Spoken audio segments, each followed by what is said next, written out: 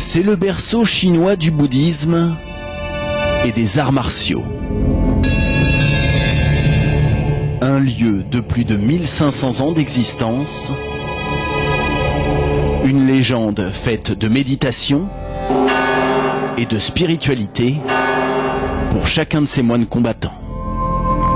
Bienvenue au temple Shaolin qui résiste au cours des siècles à bien des menaces. Pas sûr qu'il résiste cependant à la toute dernière d'entre elles, la mondialisation.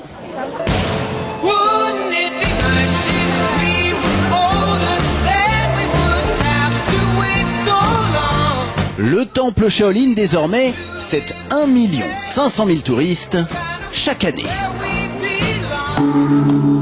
Pour plus de sérénité, direction l'une des arrière-cours du temple où s'entraînent chaque après-midi les jeunes moines, loin des envahisseurs, encore que.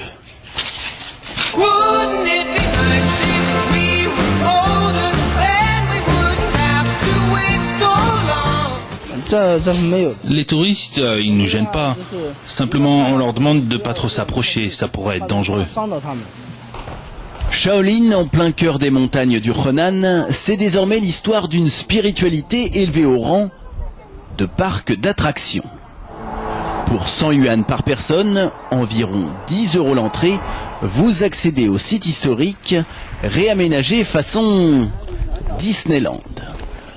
Le temple dispose même de ce qu'il appelle ses fondations de bien-être, restaurant, hôtel à 60 € minimum la chambre, sans oublier l'incontournable spectacle avec représentation toutes les heures. L'objectif affiché de toutes ces activités ne serait, je cite, que d'accroître l'influence du bouddhisme auprès de ses visiteurs. Vu sous cet angle, on peut donc affirmer qu'ici le bouddhisme a un bel avenir. La visite du site se termine bien évidemment par le temple lui-même, ouvert au public chaque jour entre 10h et 17h. Tout ça pour apprécier l'authenticité d'un sanctuaire créé en l'an 457, mais bien obligé de s'adapter désormais à de toutes nouvelles contraintes. Le temple Shaolin, c'est un lieu sacré. Alors je pense que toute cette dérive commerciale ne peut que nuire à son image. Moi, je trouve ça normal. Chacun gagne sa vie comme il peut. Je m'attendais à un truc plus mystique, plus renfermé. Ouais. Et puis c'est vrai qu'il y a beaucoup de monde. Quant aux moines dans tout ça, ils font désormais l'objet d'un vif débat en Chine autour de ce que certains appellent leur double vie. Le matin, ils communiquent avec les ancêtres du temple grâce à leurs prières. L'après-midi, ils communiquent avec leurs proches grâce à leur téléphone portable. Le matin, notre caméra est la bienvenue quand il s'agit de les filmer en pleine séance de lecture des textes sacrés. L'après-midi, notre caméra est indésirable quand il s'agit de les filmer en pleine activité commerciale. Impossible notamment d'approcher de ce stand de produits dérivés du temple. Voilà pourquoi ce sont donc les statues Shaolin qui vous les présentent. Voici la boîte de gâteaux Shaolin à 3 € ou bien le DVD Shaolin à 5 €.